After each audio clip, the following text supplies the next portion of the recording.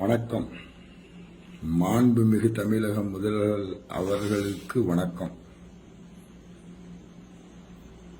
தமிழ்நாட்டில் இருக்கிற கோடிக்கணக்கான மக்கள்ல ஏதோ ஒரு மூலையில நானும் இருக்கேன். நல்லறங்கள் செஞ்சு கொண்டு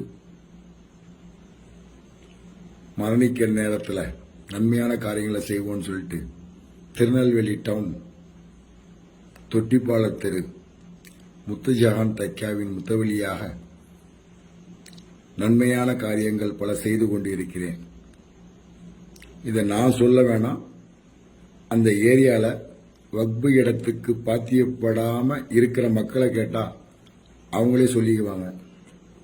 நான் சொல்லி தான் தெரியணும்னு இல்லை, விசாரணை பண்ணுங்க. விசாரிக்கலாம் மாட்டீங்க, அது எங்க உங்களுக்கு நேரம் இல்லை. என் மேல கொலை மிரட்டல், ஒருத்தர் 2 பேர் இல்லை, ஒரு கூட்டு கும்பலே சேர்ந்து ஒரு 20-30 பேர் சேர்ந்துட்டு கொலை பண்ணணும்னு சொல்லிட்டு சுத்திட்டு இருக்கிறாங்க. அதுல முக்கியமான நபர் தௌஃபீக். இவர் 9 ஆண்டுகளுக்கு முன் இஸ்லாத்துக்கு முஸ்லீம் மதத்துல மாறி வந்தவர்.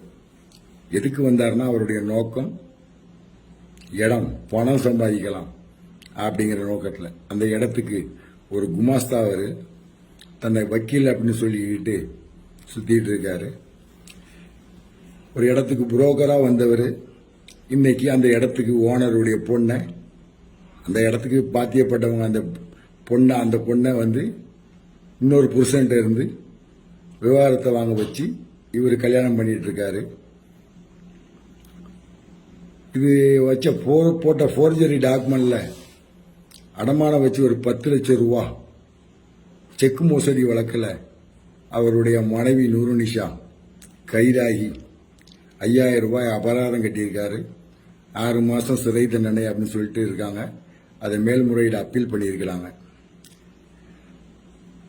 இந்த கொலை மிரட்டலுக்கு மிக முக்கிய காரணம் திருநெல்வேலி டவுன் காவல் ஆய்வாளர் திரு கோபாலகிருஷ்ணன், உதவி ஆணையாளர் திரு செந்தில்குமார், இந்த 2 பேரும் தான் இந்த கொலையை ஊக்குவிக்காங்க.